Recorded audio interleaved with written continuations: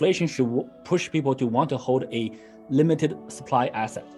So the war and the more the world is divided, the more that the Bitcoin is a very global currency that actually shines.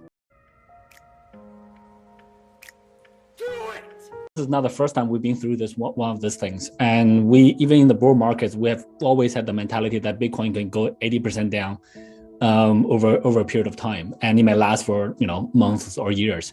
So we're okay. Yeah. I think fundamentally many companies, when we're in the bull market, many companies just sort of expected that the bull market will continue indefinitely. Markets don't do that. Market go bull, bear, just goes in cycles. So we understood that, and we just held a fairly large amount of cash reserves during the bull markets. And luckily also for us, our income comes into different cryptocurrencies, and stablecoin is one of those. Like stablecoins accounts to about 25% to 30% of our income. So we're relying heavily on that now. So yeah, I think overall we're like just because we're in a new industry, we are quite expectant of the cycles. So just having that mindset really helps, I think. Yeah, right? So for industry players like ourselves, now is actually the best time to hire talent.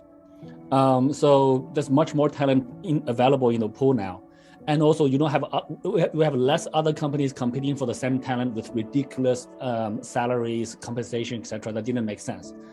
I mean, a year ago, if a university grad out of college, if they knew Solidity programming, they can get an offer for $500,000 a year. I mean, I think that's kind of, that's a bit overboard, to be honest. So now we're seeing much more reasonable situations in the industry. We're looking at investing more. In bear markets, there will be more consolidation. And the guys who have cash and the guys who are left standing, who have very strong business models and strong product will benefit. When the next bull market comes, we're in a very good position to take advantage of that. And then the investments, M&As are all tied to that. For retail investors, the first thing, of course, is to survive. So make sure that you have enough money that your lifestyle is not impacted.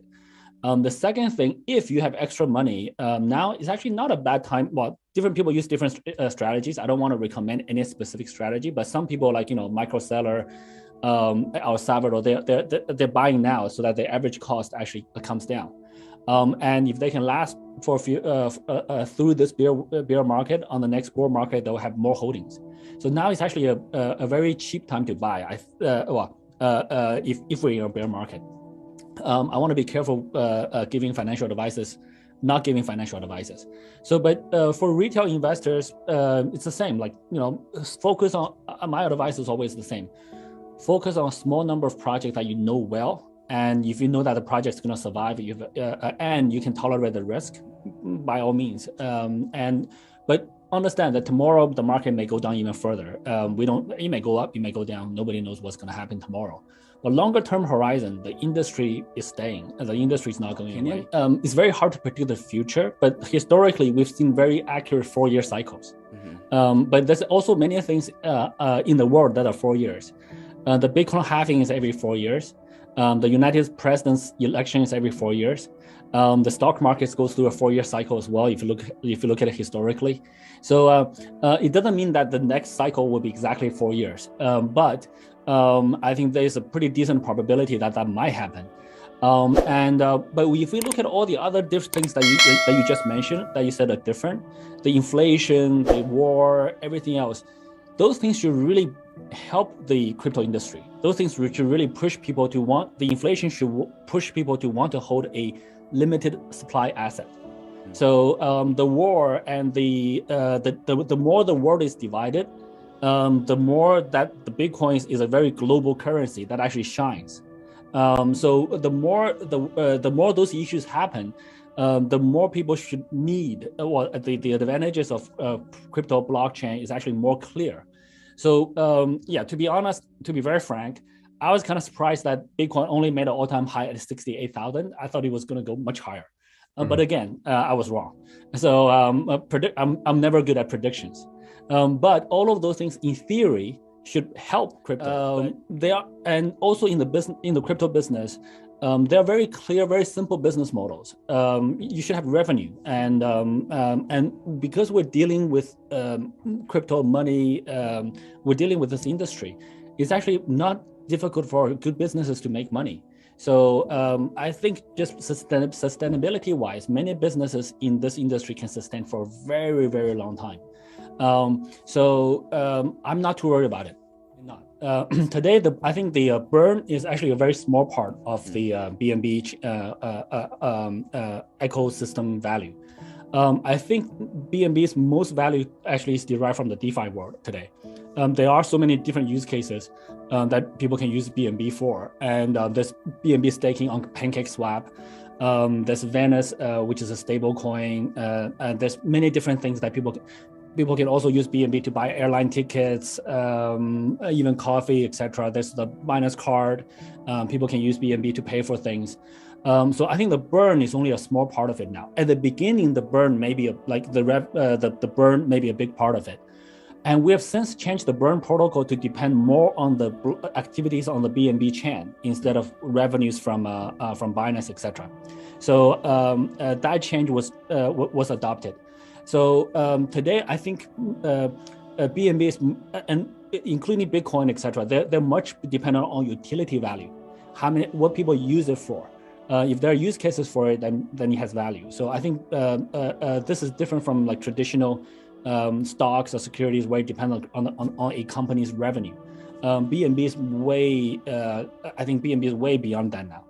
You said that in the decentralized world, well, first of all, centralization is not black and white. It's not one or the other. There's a spectrum of number one is a spectrum if we look at any particular aspect, and there's multiple aspects we got to look at. So each one of them is a gradient scale. And so, for example, if we look at any cryptocurrency or blockchain, Bitcoin, I do think is by far the most decentralized blockchain, cryptocurrency, etc. But if you look at Bitcoin mining, it's quite centralized. Like, the top two miners top two or three mining pools will control more than 51% of the mining power. If you look at Ethereum or BNB chain, you can still associate a founder with those two blockchains and many other blockchains. So Ethereum, in that sense, if Vitalik suggests some changes, most likely the community will go with his suggestion.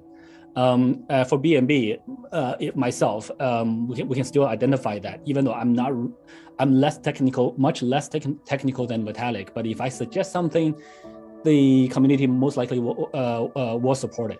So that's centralization as well. So Ethereum and BNB having the identifiable founder is actually a less decentralized mechanism. Yes, Binance.com is a centralized exchange. And how many users do we have? We probably do have the largest user base in crypto now. And also we probably hold custody of the largest funds of any single platform in crypto today. So all of those are type of centralizations. Where there is a line, where it's good or bad, it's very, very difficult to tell. And as you said, so for example, the most decentralized manner would be like everybody working for themselves, no company, no organization. In a decentralized world, any two people can choose to work together. When they choose to work together, that's centralization. If you and I work together, then we're more centralized than David, because David is working alone. But if we all work independently, are we able to achieve the maximum impact that we can achieve today? Probably no. If we didn't start an organization, if we didn't hire people to work on common goal, then Binance would not be able to onboard so many users into crypto. We would not be able to provide the kind of tools we could provide today for hundreds of millions of people that use them today. Are those centralization? Yes. Are those bad or good? I think so far we've done good, but in a decentralized world, you cannot prevent people from working together, right? So you're not supposed to interfere with other people as long as they're not harming you or not harming themselves. So centralization will naturally form. So I think as long as we're centralized, we just got to be very cognizant of the fact that centralization is not a goal. Also, to be honest, decentralization itself is actually not really the goal. The goal we want to achieve is give people the freedom. We want to develop technologies that give people freedom, ease of use, low fees. So freedom, including permissionlessness, meaning that if you want to send some money to somebody else across the world, that's legit activity. You're not doing something dodgy. You should be able to do it. So we want to protect the fundamental properties that we want to achieve through decentralization. In the process, there will certainly be certain levels of centralization, groups working together, etc.